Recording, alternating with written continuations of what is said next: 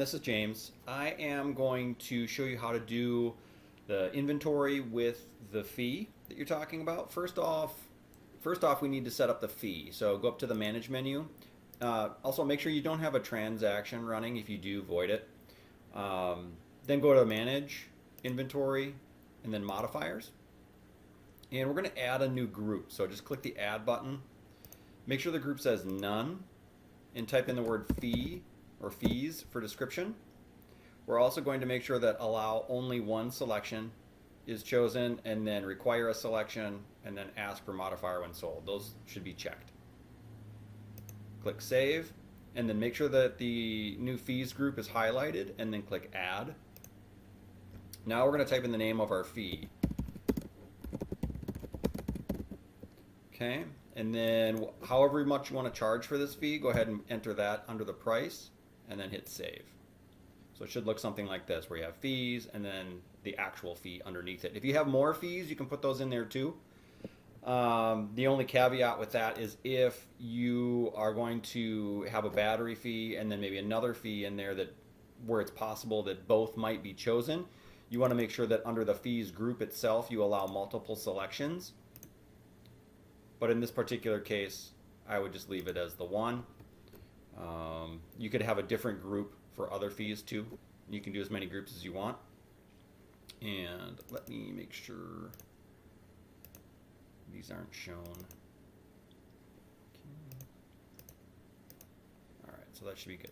All right, so once you have the fee added, then go to Manage, Inventory, and then Inventory again. Choose your item that you want to have the fee on. And then you can either click Edit at the top or double click the item to go into edit mode. And then your item is probably already set up. So just click on the Modifiers tab. And then come down and select the fee that you want to charge. Just check the available box. If you select the selected box, the issue here would be that it doesn't show the fee on the screen. Because it thinks that it's included in the price. Okay, so I would leave that box unchecked. So just choose the available, leave this one unchecked. You don't have to mess with the price or quantity because those are overrides.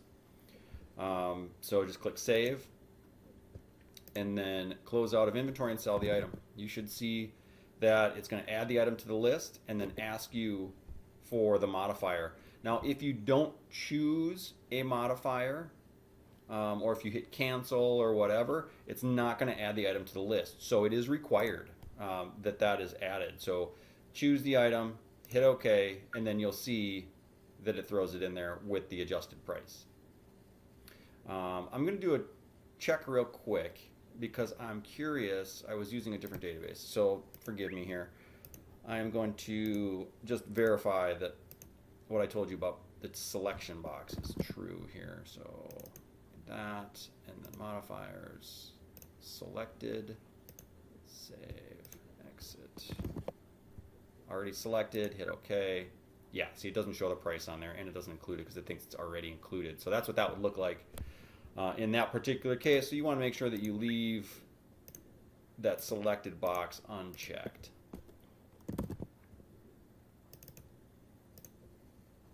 Selected, unchecked. Okay. Save. Shows that there's going to be a $2 fee, hit OK, and then it shows up there. And then also I'll show you how it shows on the receipt here.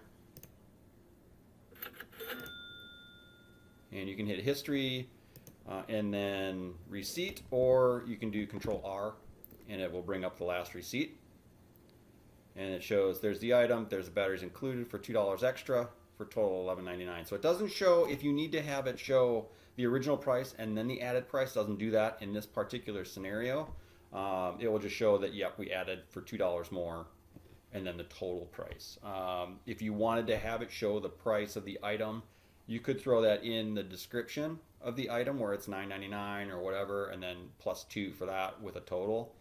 So you could do something like that. Let me show you what that looks like. The only issue with that is if you come in here and you change the price, then you got to remember to change the price on the description. Something like that. that was a double click. So it shows $9.99, then plus 2. There's that. Cash 20 done. Okay, and you can have it automatically assume an exact price too, and you can have it hide the follow-up screen if you want it to be faster. There's a couple different options, but here we'll show $9.99 plus the 2. So you can do it that way if you need to have the price on the receipt for the original item before the extra $2. But that's how you add the price automatically, so you don't forget. Basically, it doesn't do it automatically, but it will make it so you don't forget, and you can't add it without having the fee. So the other option would be, and I know I kind of sounded like I was done there. The other option is to create an item for the fee, which it sounds like you already have. Let's just do EHF and EHF fee. Just kind of give you all the options here. So there's create that, save. So I've got my main item, and then I have my EHF fee. The other option would be to have those in there and then also add a bundled price. So I'm going to put 321 in there. Probably going to yell at me for that. But let's do this. Let's do 321B. I'm going to put it over here. Typically what you would do is you put the UPC code for the item in here for the item number or SKU. That way when you scan it, it will pull in the bundle, which would then put in both the other prices. So I'm going to do this the correct way. So I'm going to find my original item. Say my SKU is 321. I'm just going to go 321 dash, I don't know, M for main item, and then save. Now what I'm going to do is I'm going to create a new bundle, call it 321, which is the original item price. And then you can put the description, whatever you want. You can do, sample item with fee. This isn't going to show on the receipt. The description for the bundle won't show on the receipt, and because the original items are going to be added instead of the actual bundle item. This is just a way to pull in everything. So then you do bundle, and then you hit the ellipsis button. Yes, I'll save, and then you add in the items that you want to have on the sale. So I'm adding that one, I'm adding the EHF fee.